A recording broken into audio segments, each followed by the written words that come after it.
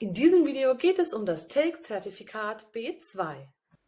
Und zwar werden wir uns Lesen Teil 3 gemeinsam anschauen.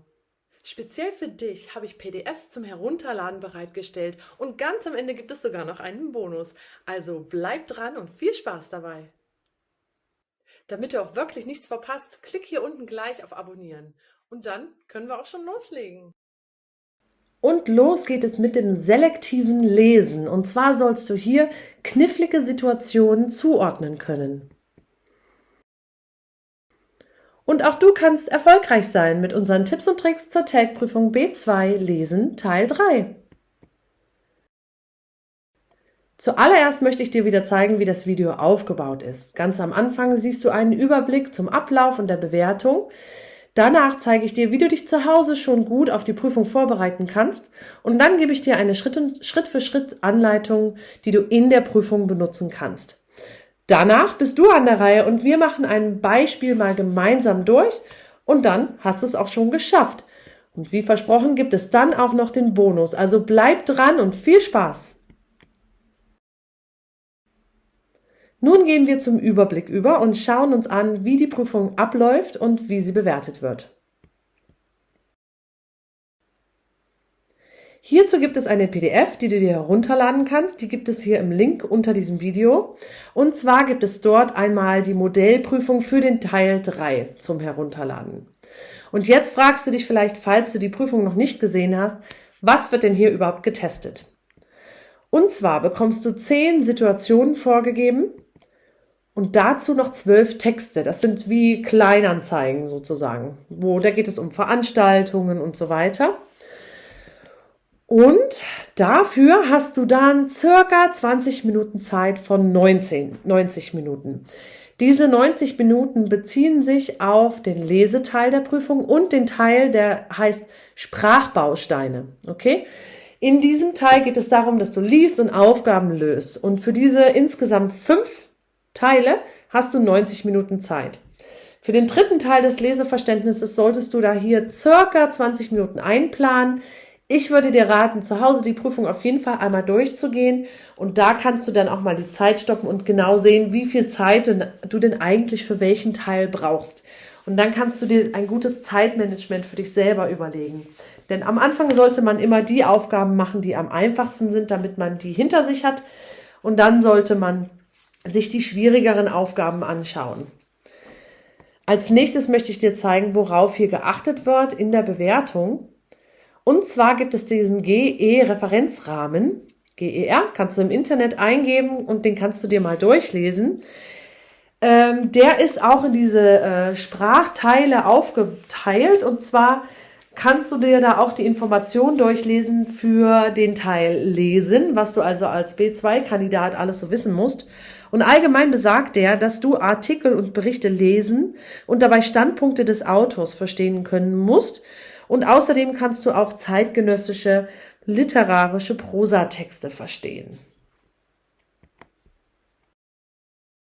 Eine gute Vorbereitung zu Hause ist auch ziemlich wichtig für deine Prüfung und das möchte ich dir jetzt zeigen. Hier zeige ich dir zunächst das Thema Skimming, also globales Lesen. Wenn du Leseverständnis zum TELC-Zertifikat B2, Leseverständnis Teil 1 und 2 jetzt schon gesehen hast von mir, dann kennst du das Skimming sicherlich auch schon. Das habe ich da nämlich auch erzählt. In dieser Prüfung oder in diesem Teil der Prüfung geht es eigentlich nicht um das Skimming, aber es ist ein wichtiger Teil, wie du an die Aufgabe dann herangehen kannst. Deswegen möchte ich es dir nochmal erzählen. Und für dich ist das jetzt vielleicht eine Wiederholung, aber du kannst es dir ja gerne nochmal anhören. Und zwar Skimming. Skimming ist, dass du einen Text überfliegst.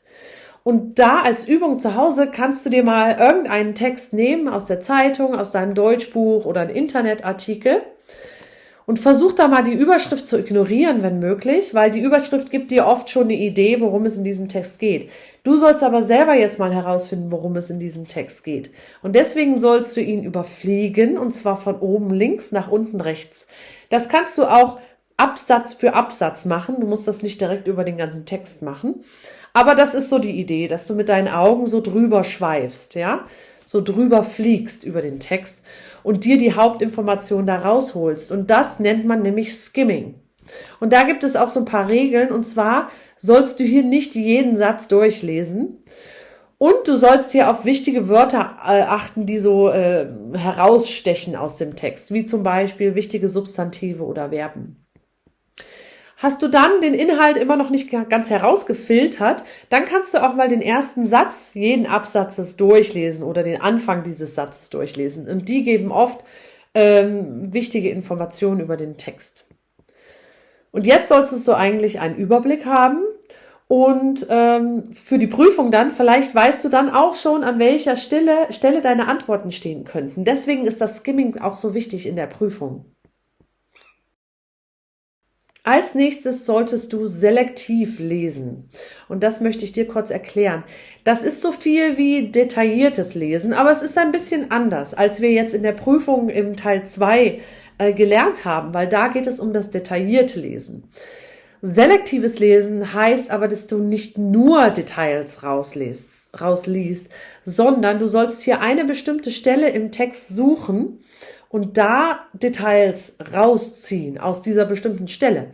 Das heißt, nach dem globalen Lesen suchst du dir selektiv, ja, selektiv heißt so viel wie heraussuchen, suchst du dir diese Stelle heraus und die vergleichst du dann mit der vorgegebenen Situation in deiner Prüfung.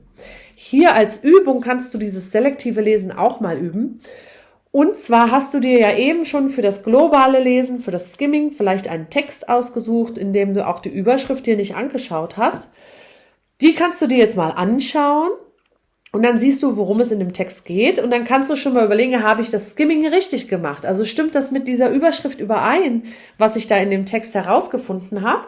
Und dann kannst du nochmal genau diese Info aus der Überschrift direkt im Text nochmal heraussuchen, diese Stelle genau suchen, selektiv, und da dann um diese Stelle herum, also die Sätze davor und danach, genau detailliert durchlesen und dir noch weitere Details heraussuchen zu diesem einen bestimmten Thema oder dieser einen bestimmten Information, die du jetzt suchst. Ich hoffe, du hast das verstanden.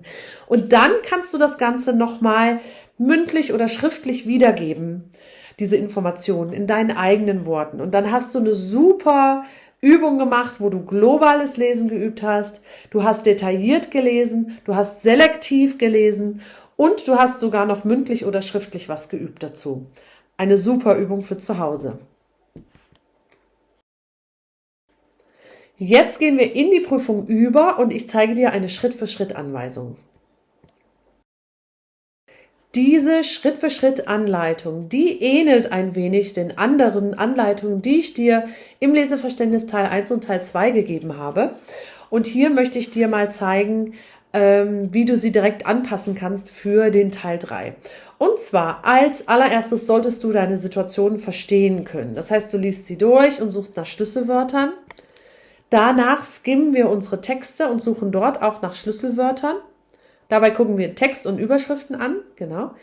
Danach machen wir das selektive Lesen und ordnen unsere Texte den Situationen zu.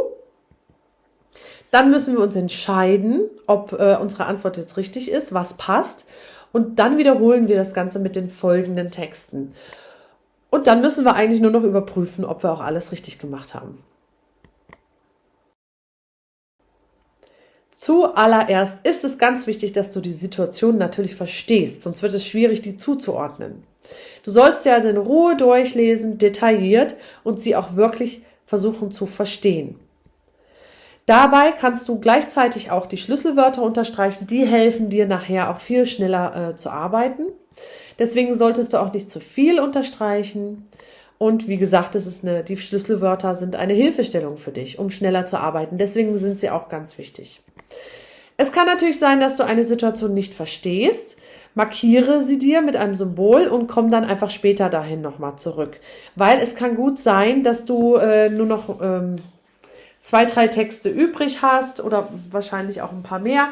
Und dann kannst du mit deiner Situation vergleichen, wo könnte das am besten hinpassen. Und dann verstehst du vielleicht auch eher, was in dieser Situation da gemeint ist. Hier gibt es wieder eine PDF zum Herunterladen. Und zwar zeige ich dir da, welche Schlüsselwörter man unterstreichen kann, in der Modellprüfung zum Teil 3 des Leseverständnisses.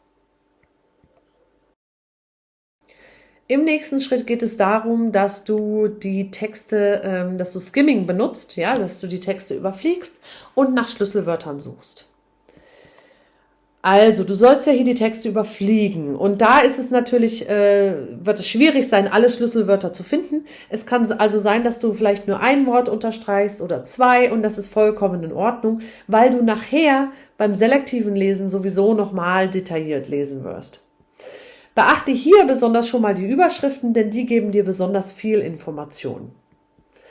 Es gibt 2 Möglichkeiten, wie du vorgehen kannst. Also bei dieser Prüfung gibt es vielleicht sogar noch mehr Möglichkeiten, aber ich zeige dir jetzt 2, wie du am besten Schritt für Schritt vorgehen kannst. Und zwar kannst du als allererstes den Text 1 überfliegen und dann liest du nochmal den Text 1 detailliert. Dann kannst du vielleicht auch schon eine Überschrift, eine Situation dazu zuordnen, wenn du das möchtest. Und dann gehst du zum nächsten Text überfliegst den und liest ihn dann selektiv detailliert. Es gibt aber auch die Möglichkeit, dass du erstmal alle Texte überfliegst, also super schnell in einer Minute, einfach so drüber und da mal die wirklich 1 oder 2 Wörter unterstreichen. Und dann gehst du zu deinem ersten Text und liest den detailliert. Und dann gehst du erst zum Text 2 und so weiter. Ich persönlich würde dir raten, alle Texte erst einmal komplett zu überfliegen, weil dann hast du schon mal, das hast du ja eben auch mit den Situationen gemacht, ja, die haben wir ja auch in einem überflogen, also komplett, und das würde ich mit den Texten auch machen.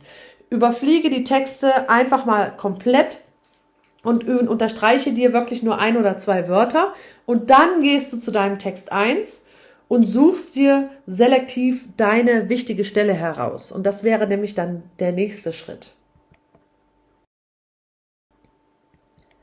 Genau, denn hier sollst du ja jetzt selektiv lesen und zuordnen. Jetzt wird es nämlich ein bisschen knifflig, deswegen finde ich es wichtig, wenn du erstmal die ganzen Texte alle so gesehen hast und dann hast du schon eine Idee, wo vielleicht was hingehört. Und deswegen ist es aber auch wichtig, dass du einer Struktur folgst. Also du solltest für dich selber wirklich herausfinden, wie du am besten vorgehen kannst, damit du nachher in der Prüfung nicht durcheinander kommst. Weil wir möchten nicht von dem Text zum anderen und dann, ach, da passt doch die Situation, dann kommst du komplett durcheinander. Versuch wirklich eine Struktur für dich selber zu entwickeln. Und deswegen finde ich es wichtig, wenn du dich wirklich auf einen Text konzentrierst zunächst. Und bevor du richtig liest, schaue, wo Antworten stehen könnten und vergleiche sie mit den Situationen. Und wenn du die Stelle gefunden hast, dann kannst du richtig detailliert lesen. Das ist dieses Selektive. Selektiv heißt ja, du sollst die Stelle im Text heraussuchen, anstatt den ganzen Text zu lesen. Du brauchst nämlich diese Informationen alle gar nicht.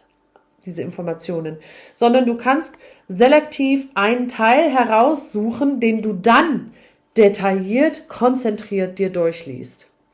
Und da sollst du nämlich wirklich auch auf Synonyme, Antonyme und Umschreibungen achten und auch besonders auf Negationen, Jahreszahlen, Orte und solche markanten Sachen, die du mit den Situationen verbinden kannst. Ja? Und deswegen sage ich dir noch einmal, überfliege alles, dann hast du schon mal einen Überblick und dann gehe wirklich Schritt für Schritt, Text für Text vor. Jetzt konntest du deinem Text vielleicht schon etwas zuordnen und jetzt musst du dich dann auch dafür entscheiden, welche Situation denn jetzt wirklich passt. Ja, und da kannst du jetzt, wenn du nicht direkt weißt, es ist die und die Situation, dann markierst du dir die passenden Situationen an die Textstelle an den Rand heran. Und das Wichtige ist, ich würde mich am Anfang nicht komplett entscheiden, sondern ich würde mir das alles erstmal markieren und gucken, vielleicht passt diese Situation ja doch dazu, denn zum Ende hin, wenn du alle Texte durchgelesen hast, dann kannst du endgültige Antworten machen, denn dann weißt du detailliert, was wo in welchem Text steht und welche Situation zu welchem Text passt. Ganz am Anfang in deinem ersten Text kann es sein, dass irgendeine Situation auch zu einem Text weiter unten passt, ja? Deswegen markiere dir deine möglichen Antworten, versteife dich nicht zu sehr und versuch einfach von Text zu Text zu gehen bis zum Ende und dann kannst du vielleicht besser direkte, richtige Antworten geben.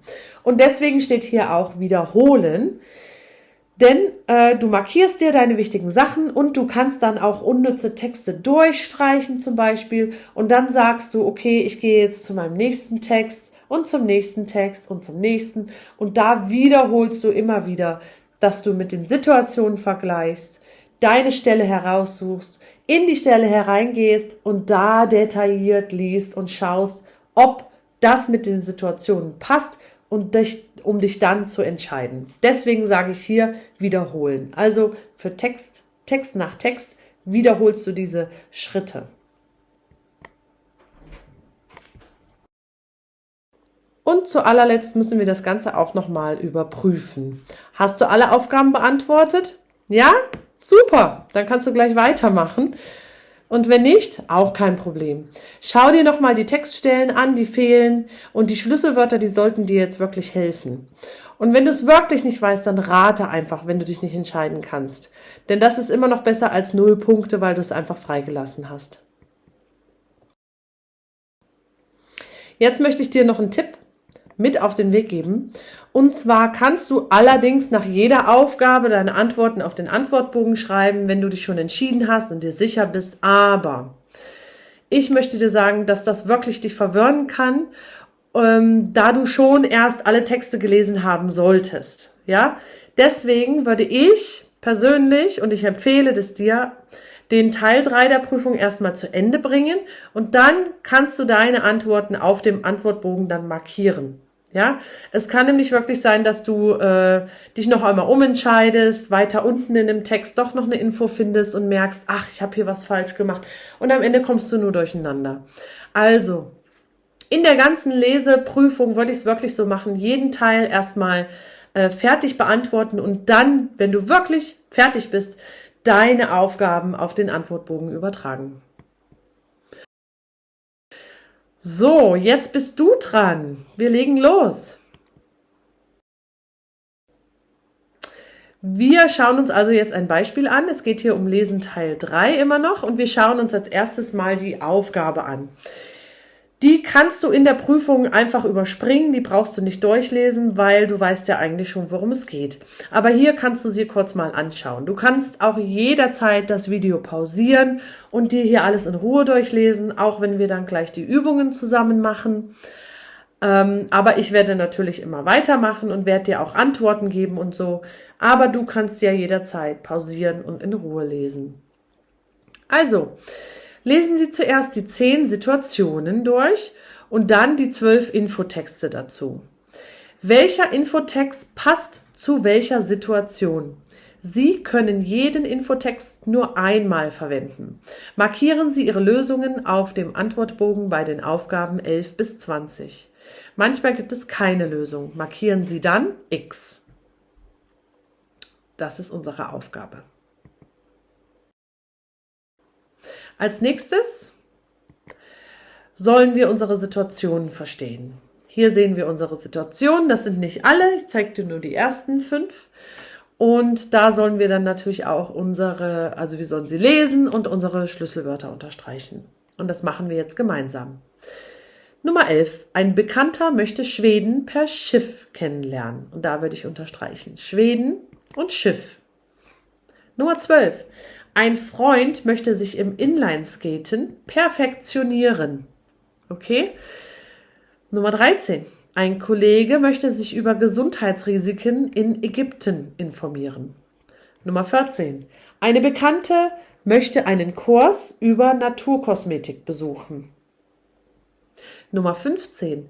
Eine 17-jährige Freundin würde gerne armen Menschen in anderen Ländern helfen.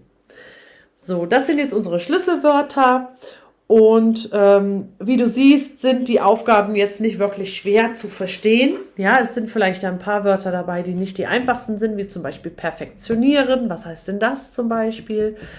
Aber wie du siehst, habe ich hier nicht einmal Bekannter, Freund, Kollege, Bekannte, Freundin. Das habe ich gar nicht unterstrichen, weil das ist in den meisten Fällen auch gar nicht wichtig.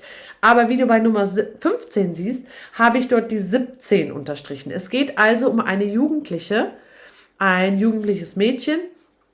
Und das ist schon wahrscheinlich doch eine wichtige Information. Ja, sonst würde da vielleicht einfach nur Freundin stehen. Also, solche Sachen unterstreichen, aber ansonsten ist es ja eigentlich nicht wichtig, ob das ein Bekannter ist oder ein Freund oder Kollege. Und diese Informationen könnt ihr direkt ausblenden. Die interessiert, wie gesagt, in den meisten Situationen einfach gar nicht, sondern es geht um die Situation selber und zwar um so Sachen wie Schweden und Schiff zum Beispiel. Ja? Dann, wie du auch gleich siehst, solltest du bei manchen Wörtern aufpassen, wie zum Beispiel dem Wort perfektionieren. Und da kannst du jetzt schon mal überlegen, was das überhaupt heißt. Wenn du die Situation verstanden hast, dann weißt du vielleicht auch, was dieses Wort heißt. Und dann weißt du jetzt schon beim Überfliegen der Texte, worauf du achten solltest. Denn perfektionieren heißt, dass er also schon Inlineskaten kann und er es noch besser machen möchte. Er möchte also perfekt darin werden, der Freund. Okay? Solche Wörter sind also auch wichtig. Und ich habe jetzt hier bei der Nummer 14 das Wort besuchen nicht unterstrichen, weil ich schon Kurs unterstrichen habe, aber solche Wörter können auch wichtig sein. Zum Beispiel könnte es ja auch sein, dass sich die Bekannte über Naturkosmetik informieren möchte, sie das kaufen möchte oder so. Nein, es geht hier um den Kurs. Sie möchte also einen Kurs besuchen. Das heißt, solche Wörter sind natürlich auch wichtig. Aber ich habe nur Kurs untersuchen, weil ich weiß, okay, für mich heißt das Kurs und den Kurs möchte sie also besuchen. Ja, das ist für mich logisch. Deswegen habe ich dann besuchen nicht unterstrichen. Also nicht zu viel unterstreichen, schön kurz und knapp 1 oder 2 wichtige Wörter pro Situation wäre so das Richtige. Als nächstes gehen wir über zum Skimming und zu den Schlüsselwörtern. In dieser Übung, wie du jetzt siehst, werde ich nicht direkt skimmen und nur die 1 oder 2 Wörter unterstreichen, sondern wir gehen schon ein bisschen mehr in die Texte hinein. Wir lesen sie mal gemeinsam, aber doch relativ schnell durch, ja, nicht Satz für Satz. Fangen wir an. Also A, Text A. Wie wir sehen, es geht hier diesen Göta-Kanal, das sagt uns nicht wirklich viel, das hat aber irgendwas Kanal mit Fluss zu tun und da geht es auch um Schiffe, das sehen wir schon mal. Dann, wenn wir weiter überfliegen, sehen wir, es geht um Unterkünfte an Bord, das heißt irgendeine Schiffreise oder so. Dann steht hier auch nochmal Reiseverlauf. Es geht also um eine Reise, das wissen wir. Dann wissen wir hier, das geht um Stockholm. Und wenn wir jetzt nicht wissen, in welchem Land Stockholm liegt oder so, sehen wir etwas weiter unten auch Schweden. Das ist ja unser wichtiges, markantes Wort Schweden. Das war nämlich bei den Situationen auch schon dabei. Gehen wir zum nächsten Text über. Wie gesagt, in der Prüfung würde ich alle Texte erst einmal überfliegen und da vielleicht 1, 2 Informationen unterstreichen. Das machen wir jetzt hier mit 3 Texten anstatt allen. Okay? Gehen wir zum nächsten Text. Skating für Fortgeschrittene. Wir wissen also, es geht um Skating für Fortgeschrittene, das heißt für Leute, die es schon können. Hört sich ja schon mal gut an, ja? Und wenn wir weiter gucken, geht es hier auch um Rollschuhe. Jetzt wissen wir auch, was für ein Skating, ja, Inline-Skating. Und es geht darum, dass man die Technik verbessern sollte. Und da stehen dann noch ein paar Wörter wie Gleiten, Bremsen, Kurven fahren. Das sind alles Sachen, die brauchen wir jetzt gar nicht durchlesen. Die könnt ihr ignorieren am Anfang. Nächstes, C. Da geht es auch wieder um Skater, wie wir sehen. Wir wissen aber noch nicht, was für ein Skater. Es gibt ja verschiedene Skatearten. Aber wie wir hier sehen, hier steht was mit Reiseführern und Strecken für Touren. Und ganz unten sehen wir auch nochmal Inline-Treffpunkt. Also es geht auch um Inline-Skating. Das heißt, es hat auch schon mal was mit unserer Situation zu tun. Jetzt geht es darum, dass wir selektiv lesen und dann zuordnen. Hier sehen wir nochmal zwei ausgewählte Situationen und hier ist auch unser Text. Wir würden jetzt direkt in den ersten Text reingehen und da selektiv gucken. Wir wissen, es geht hier um Schiffe und eine Reise und Schweden. Das heißt, es sieht schon mal gut nach Situation 11 aus. Da steht auch was mit Schweden und Schiff. Das heißt, anstatt das jetzt alles durchzulesen, gucken wir nach unseren Stichworten, nach unseren Schlüsselwörtern und wir gucken uns etwas genauer an Schiffe. Wenn du da ein bisschen weiter liest, siehst du schon, da kommen ein paar Namen und alte Dampfer restauriert und so. Das interessiert uns ja gar nicht, ja. Deswegen brauchen wir das gar nicht lesen. Aber wir wissen, diese Person möchte mit dem Schiff Schweden kennenlernen. Also gucken wir nochmal hier unten bei dem Reiseverlauf, was da so steht. Und da steht was mit täglichen Ausflügen, zu Sehenswürdigkeiten, Spaziergänge und so weiter. Und das geht in Stockholm los. Und hier unten sehen wir auch nochmal, dass es sich um Schweden handelt. Das heißt, wir haben jetzt natürlich die anderen Texte nicht vor uns liegen. Ja, wir gehen jetzt nur von diesen Texten aus, die wir hier sehen. Und das sieht schon mal sehr gut danach aus, dass die richtige Antwort für Situation 11 der Text A ist. Und dann gehen wir direkt über. Also wir sind uns jetzt schlüssig, ja, es ist A. Und dann sagen wir, gut, gehen wir weiter. Wir gucken jetzt den Text B dazu an, und zwar Skating für Fortgeschrittene. Wir wissen, in unserer anderen Situation hier geht es um Inline-Skating und das Perfektionieren des Inline-Skatings. Also sind wir hier in dem Text angelangt und da sagt uns die Überschrift eigentlich schon fast alles. Es geht um Skating für Fortgeschrittene. Und da schauen wir nochmal hier nach. Das ist so eine Textstelle, die wir rausgesucht haben, wo wir vielleicht nochmal tiefer reingucken können. Da stehen diese ganzen Techniken und da steht auch nochmal alles für fortgeschrittene Skater, die ihre Technik verbessern wollen. Das heißt, sie wollen sich perfektionieren. Sie wollen ihr Inline-Skaten, also ihre Technik, das Können, verbessern, perfektionieren. Genau, das sagt uns eigentlich schon alles. Aber wir wissen hier unten im nächsten Text, da steht ja auch was über Skater. Also gucken wir da auch nochmal danach. Und wir schauen uns, also wir können jetzt schon mal B markieren. Ja, wie du siehst, neben die 12 habe ich jetzt mein B hingeschrieben, weil ich denke, das könnte schon richtig sein. Aber wir schauen trotzdem nochmal nach dem Text C, weil der könnte ja auch passen. Schauen wir mal. Da geht es also auch um Skater und da gucken wir nochmal hier diese Stelle an.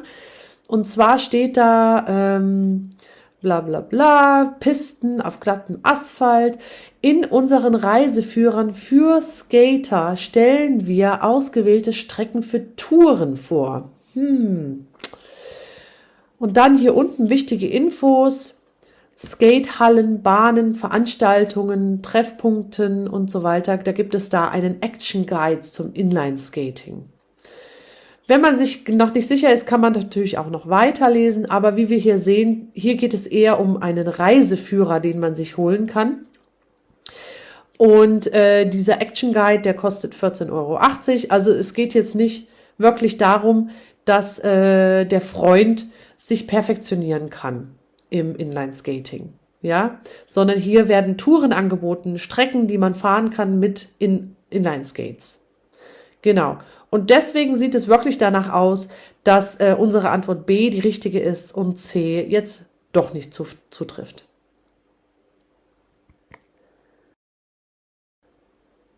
So, jetzt hast du es auch geschafft. Du hast die ersten oder die ganzen 3 Teile des Leseverständnisses jetzt hoffentlich mal gut durchgeübt und dann schaffst du das sicherlich auch in der Prüfung. Und ich hoffe, wir sehen uns dann auch in den anderen Teilen der Prüfung wieder.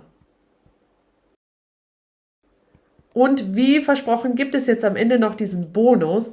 Und zwar schreibe doch mal deine Antworten zu der Beispielprüfung, die ich dir hier als PDF gegeben habe. Schreib die Antworten mal in die Kommentare unten rein. Die ersten 5 Kommentare bekommen eine kostenlose persönliche Korrektur von mir und unter all den Teilnehmern verlosen wir sogar noch 3 Online-Lektionen. Also mach mit und viel Spaß dabei. Ich hoffe, das Video hat dir gefallen. Dann würden wir uns freuen, wenn du uns einen Like gibst. Auch im nächsten Video können wir wieder gemeinsam üben. Und zwar machen wir da die Sprachbausteine Teil 1 zusammen. Also, ich hoffe, du bist dabei. Wir sehen uns. Tschüss.